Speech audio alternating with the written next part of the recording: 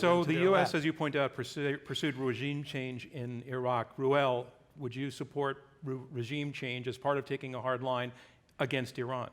Well, sure. I'm not sure the administration's obviously not there, but I think you definitely want to take a containment approach towards the Islamic Republic, and a containment strategy is effectively a regime change strategy. I think you do want to ally the United States with the demonstrators in the streets. I think you do want to ally them to the massive eruption and the Green Movement of 2009, 2010. And I'll say this on the moderate issue. I mean, the problem is that the moderates in Iran keep getting stuffed. And there's one thing we know certainly is that Hassan Rouhani, the president of Iran, is not a moderate.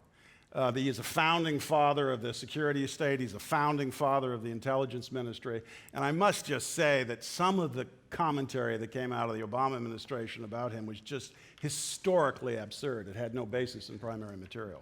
Sorry about that, Derek. Derek Schley, the regime change question as well for you. Does taking a hard line mean working deliberately towards regime change in Iran?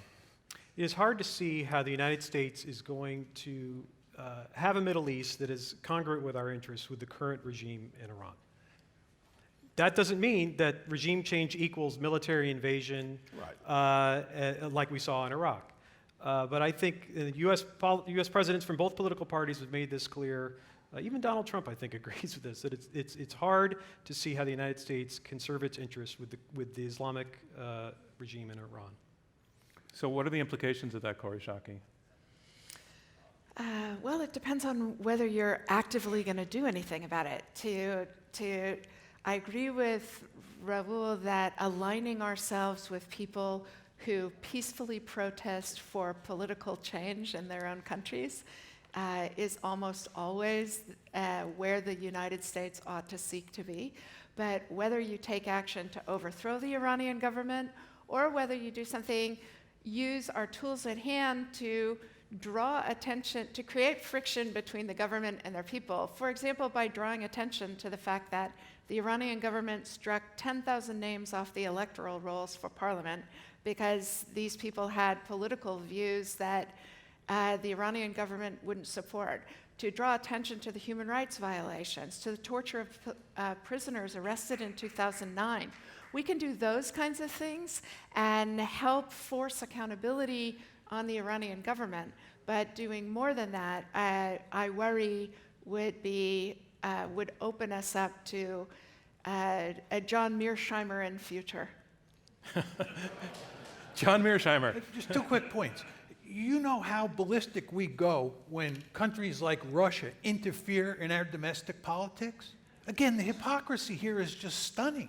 Talking about doing regime change here, there, and everywhere. Don't you folks believe in sovereignty? We believe in sovereignty when it comes to the United States. Why shouldn't we believe in sovereignty when it comes to other countries? The second point I would make is when you look at our track record, Raul, on regime change, Ukraine, Afghanistan, Iraq, Syria, Libya, it's one failure after another. Why are you confident that we can make regime change work in Iran and have a happy ending when we failed so many times? Well, one, I'd just say, it's not us that would be making it. It would be the Iranian people. We aren't doing anything that they don't want. What we can do is we can stop enriching the regime. We can put the sanctions back up, which we are doing, and they were going to come back up in force, real force, come November. There's no sense on, in fact, giving that regime further money so it can continue its aims abroad. I just find that absurd.